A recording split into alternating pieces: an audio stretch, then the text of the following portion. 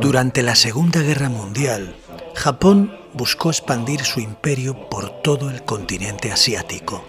Tras invadir Manchuria en 1931 y más tarde extender su control sobre gran parte de China, los japoneses emprendieron una campaña de militarización y desarrollo tecnológico sin precedentes.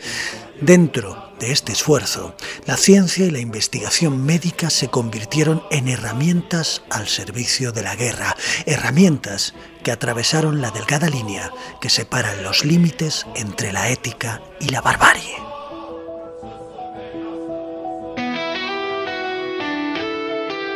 Hoy sabemos que hay distancias infranqueables, que la noche no tiene límites, que el universo se está expandiendo en la nada absoluta, en el rincón impredecible, en el error inconfesable, en la estadística confusa.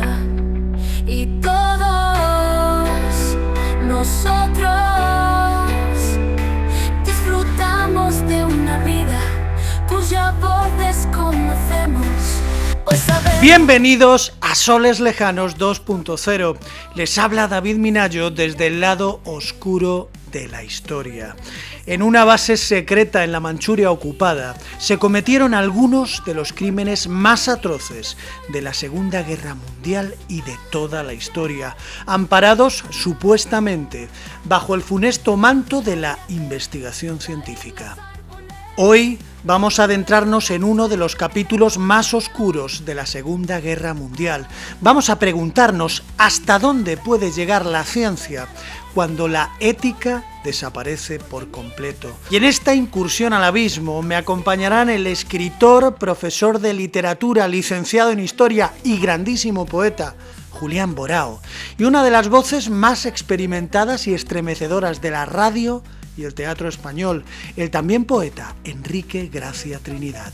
Entre los tres vamos a viajar a la China ocupada en plena Segunda Guerra Mundial para contarles la inquietante historia de la Unidad 731 del Ejército Imperial Japonés.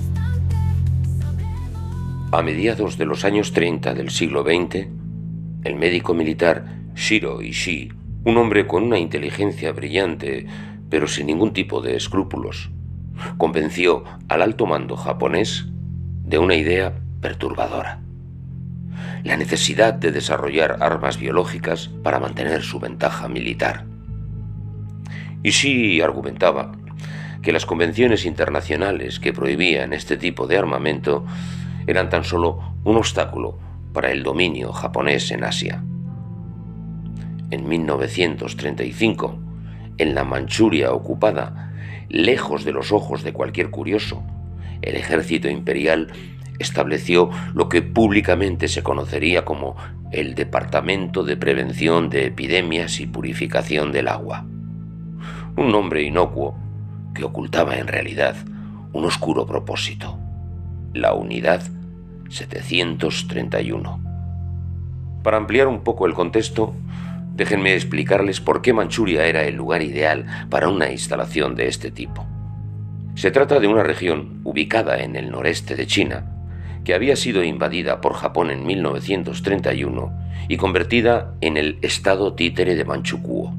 Varios factores la hacían perfecta para los objetivos de la Unidad 731. Primero, su ubicación remota y el clima extremo. Los inviernos en Manchuria podían alcanzar los 40 grados bajo cero, condiciones ideales para estudiar los efectos del frío extremo en el cuerpo humano y para experimentar con agentes biológicos que podrían usarse en la guerra invernal.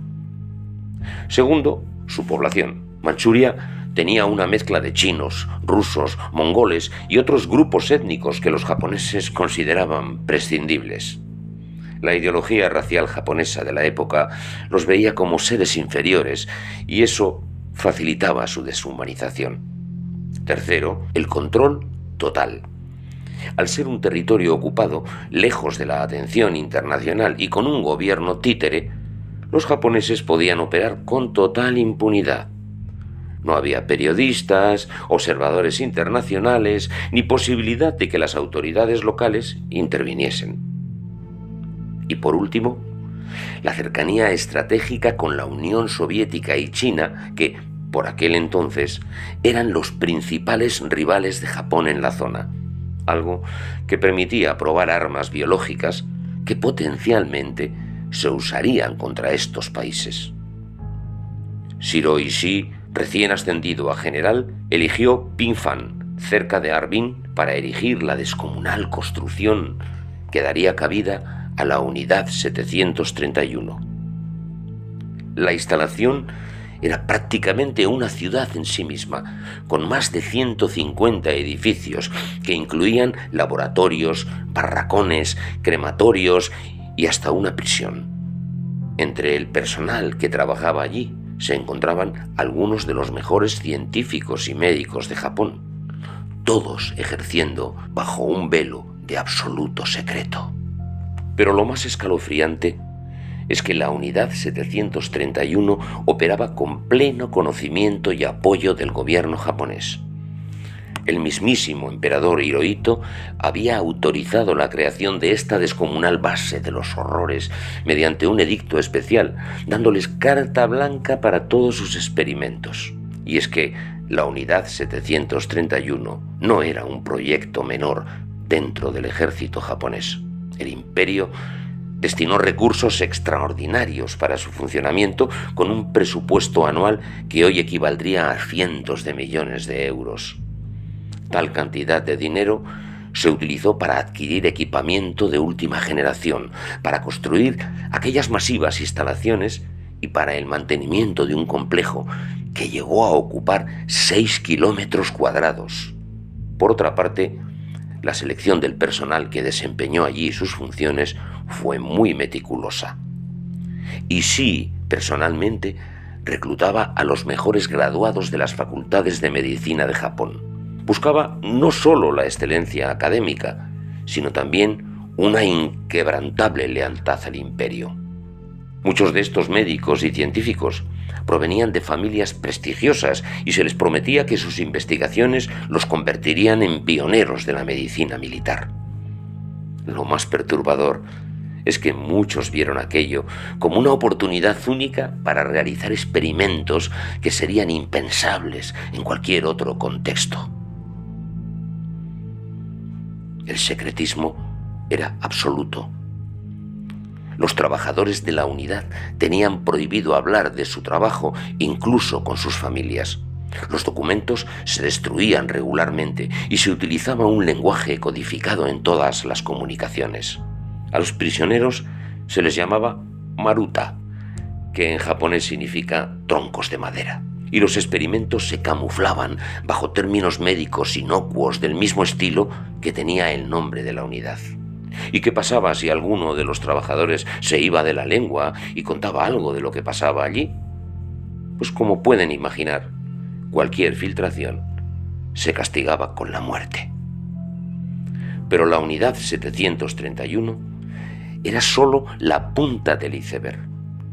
Bajo su control operaba una red de instalaciones subsidiarias repartidas por toda la China ocupada. La unidad 100, cerca de Changchun, la unidad 516, en Qiqihar, y varias más ubicadas en lugares como Singapur y Nankín.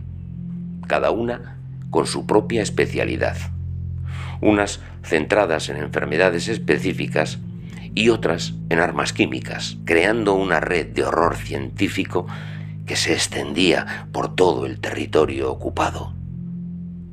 Para que se hagan una idea de la escala que alcanzó la operación, solo en la instalación principal de Pingfan trabajaban más de 3.000 científicos y técnicos, y se calcula que en todo el programa podrían haber estado involucradas hasta 20.000 personas entre personal militar, científico y de apoyo. La fachada de la Unidad 731 como Departamento de Prevención de Epidemias y Purificación del Agua era una obra maestra del engaño. En público se presentaba como una instalación médica dedicada a mejorar la salud pública en Manchuria, una región históricamente afectada por enfermedades infecciosas. El edificio principal tenía incluso una entrada imponente con su nombre grabado en caracteres japoneses y chinos. Los informes oficiales hablaban de investigaciones sobre el tifus, el cólera y la peste, enfermedades que efectivamente estudiaban, pero no para prevenirlas, sino para convertirlas en armas biológicas. La ironía más cruel es que ocasionalmente sí que realizaban campañas de vacunación y proporcionaban tratamiento médico a las aldeas cercanas, pero estas misiones humanitarias, entre comillas, tenían un propósito siniestro: ganarse la confianza de la población local y establecer líneas base para sus experimentos con enfermedades. Necesitaban saber cómo se propagaban las epidemias naturalmente para poder crear versiones más letales. Los trabajadores locales chinos que eran contratados para tareas de mantenimiento y construcción creían genuinamente que estaban contribuyendo a una causa noble. Estaban completamente engañados, y era así porque se les mantenía estrictamente alejados de las áreas restringidas, y al constante ir y venir de camiones militares se lo explicaban mediante el transporte de suministros médicos. Quizá el aspecto más retorcido de esta fachada era que la unidad publicaba regularmente investigaciones médicas en revistas científicas japonesas. Por supuesto, estos artículos omitían los métodos reales de investigación y se presentaban como avances legítimos en la lucha contra las enfermedades. Esta actividad académica servía tanto para mantener las apariencias como para justificar el enorme presupuesto que recibían. Pero, ¿qué se hacía allí realmente?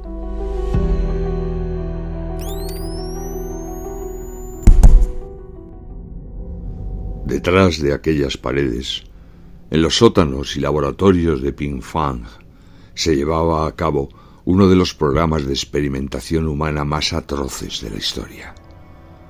Los testimonios de los supervivientes y los documentos que sobrevivieron a la destrucción masiva de pruebas nos pintan un cuadro de horror sistemático, científicamente organizado. Los experimentos se dividían en varias categorías principales. La investigación de armas biológicas era el objetivo primordial. Los científicos cultivaban y perfeccionaban cepas de peste bubónica, ántrax, cólera y tifus. Pero no se limitaban a estudiarlas en tubos de ensayo. Necesitaban saber exactamente cómo estas enfermedades afectaban al cuerpo humano en tiempo real, y para ello utilizaban como conejillos de indias a prisioneros de guerra y también a civiles, a los que infectaban deliberadamente con estas enfermedades, para después observar cómo se desarrollaban los síntomas hasta llegar al desenlace final. Registraban cada síntoma, cada grito, cada espasmo, todas y cada una de las fases del deterioro que iban sufriendo con la precisión de quien estudia un espécimen de laboratorio, hasta que llega la muerte. Los prisioneros eran expuestos a dosis letales de bacterias y virus, en muchas ocasiones sin ningún tipo de tratamiento o cuidado médico. En algunos casos, los científicos llegaban a realizar autopsias y vivisecciones en los cuerpos de las víctimas, mientras aún estaban vivas, para examinar cómo las bacterias afectaban a los órganos internos. La deshumanización había alcanzado tal punto que para los científicos de la Unidad 731, estas personas no eran seres humanos, sino meros objetos de experimentación. A este respecto, podemos citar la declaración de Toshimi Mizoguchi, miembro de la Unidad 731, que en 1999 dijo lo siguiente para el New York Times: «Eran troncos para mí, no se consideraban humanos. Eran conspiradores o espías, así que ya estaban muertos. Allí morían por segunda vez. Nosotros simplemente ejecutábamos la sentencia.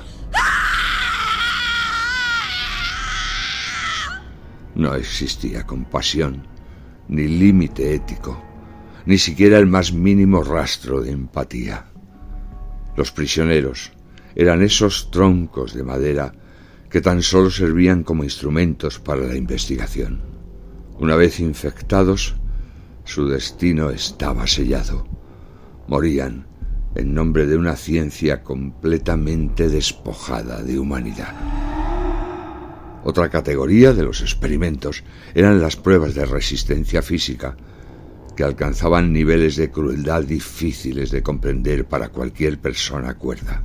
Los prisioneros eran sometidos a condiciones extremas para determinar los límites del cuerpo humano.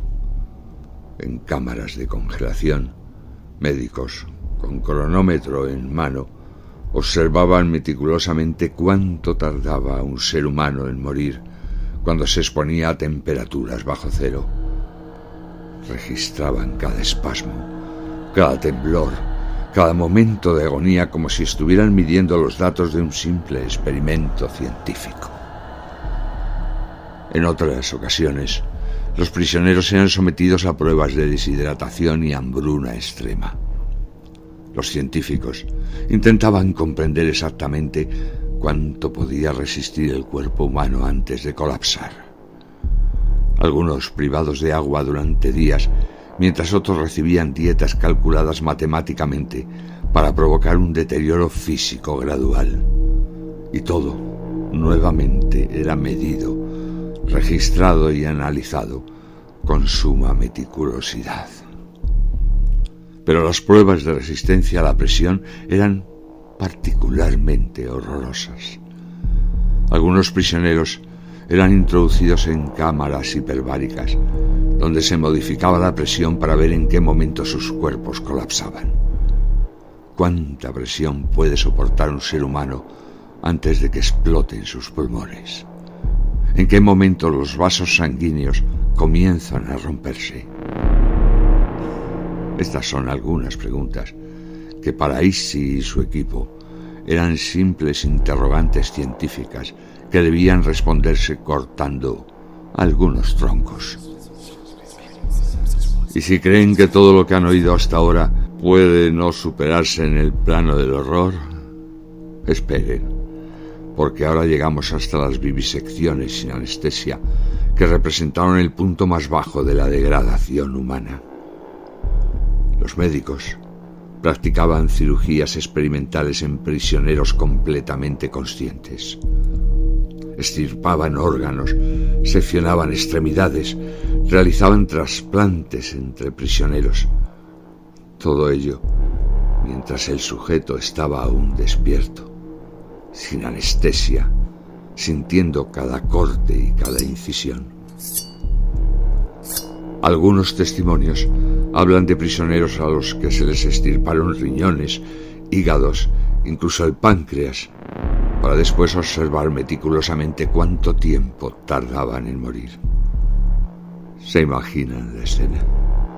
¿Se imaginan el rostro de aquellos científicos a los que cuesta incluso ver como personas, observando la manera en que la muerte inunda el cuerpo de sus víctimas? Poco a poco, en la más terrible agonía, mientras ellos sencillamente miran, sin piedad y sin remordimientos. Y para añadir otro nivel más a todo este horror, tenemos que hablar de la experimentación con armas químicas. Porque no conformes con las enfermedades biológicas, también se dedicaron a desarrollar sustancias capaces de provocar una muerte lenta y dolorosa. Algunos prisioneros eran introducidos en cámaras selladas, donde se liberaban diferentes compuestos químicos para estudiar sus efectos. Y nuevamente, cada agonía y cada síntoma eran documentados con la frialdad de quien estudia un insecto bajo un microscopio. Pero quizá la más escalofriante, aunque llegados a este punto todo resulta igual de terrorífico, eran las pruebas de campo en poblaciones civiles. Y es que la Unidad 731 no se limitaba a sus instalaciones. Su terror y crueldad se dispersaba más allá de los límites de aquella fábrica de muerte. Infectaban pozos de agua, lanzaban desde avionetas bombas con pulgas portadoras de peste y distribuían alimentos contaminados. Pueblos enteros fueron usados como laboratorios a cielo abierto, en los que los hombres, mujeres, niños y ancianos eran considerados simplemente datos valiosos para una investigación. Se calcula que entre 3.000 y 12.000 prisioneros murieron en estos experimentos. Pero las consecuencias se extendieron mucho más allá. Más de 200.000 civiles chinos perdieron la vida por las armas biológicas desarrolladas por la Unidad 731. Todo en nombre de la ciencia, todo bajo el amparo de un Estado que había perdido su conexión con la humanidad.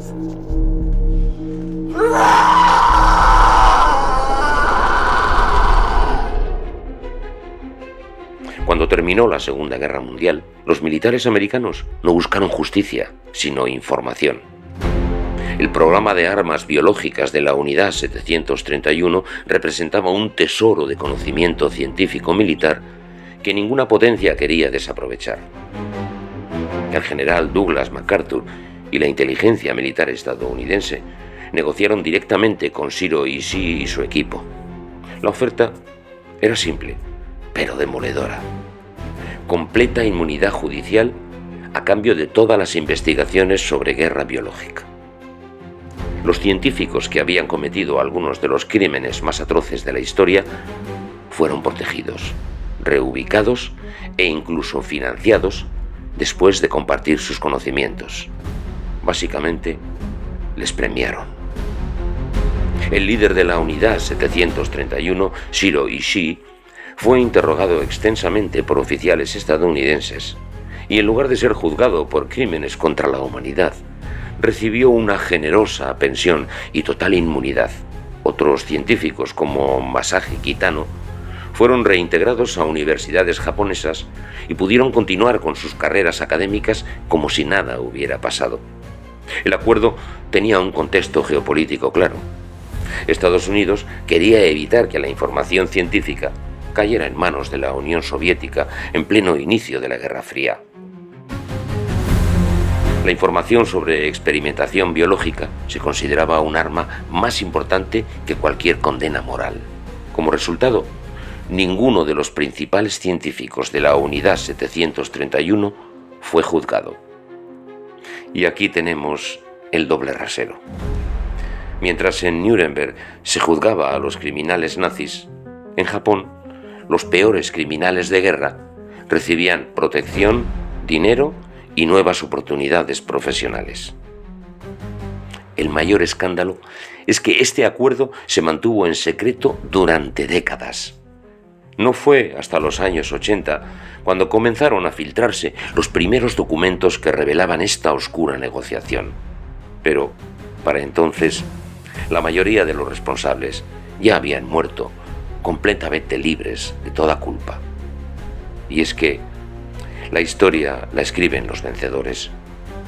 Y estoy seguro de que ustedes han oído hablar en muchas ocasiones de la crueldad de Josef Mengele, el médico nazi que experimentaba con judíos, pero seguramente no habían oído nada, o casi nada, de la Unidad 731.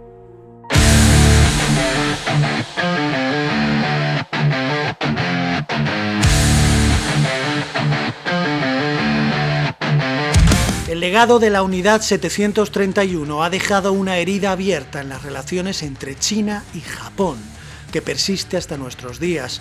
Más allá de los horrores de la guerra, este capítulo se convirtió en un símbolo de las atrocidades japonesas durante la ocupación. Para China, la unidad 731 representa mucho más que un episodio histórico. Es una cicatriz colectiva, un trauma nacional que genera un profundo resentimiento. Las estimaciones sugieren que más de 200.000 civiles chinos murieron directamente por los experimentos y las armas biológicas desarrolladas. Cada familia en las regiones ocupadas de Manchuria tiene una historia de dolor y pérdida profundamente inexplicable. Las tensiones diplomáticas han sido constantes. Japón ha mantenido durante décadas una postura de negación y minimización. No fue hasta 1993 cuando el gobierno japonés reconoció oficialmente la existencia de la unidad 731 y aún hoy se resiste a ofrecer una disculpa formal y una compensación completa a las víctimas. Cada testimonio, cada documento desclasificado, cada museo, cada libro o escrito o cada podcast sobre la unidad 731 cumple una función crucial: evitar que se repitan semejantes atrocidades, porque la ciencia sin humanidad o el conocimiento sin compasión pueden darle la vuelta a su verdadero cometido, para convertirse en el instrumento más terrible de destrucción masiva. Nunca olviden que miles de soles lejanos no disipan la noche. Si les ha gustado el programa, consideren suscribirse para formar parte de esta pequeña familia de exploradores. Les espero. Hasta pronto.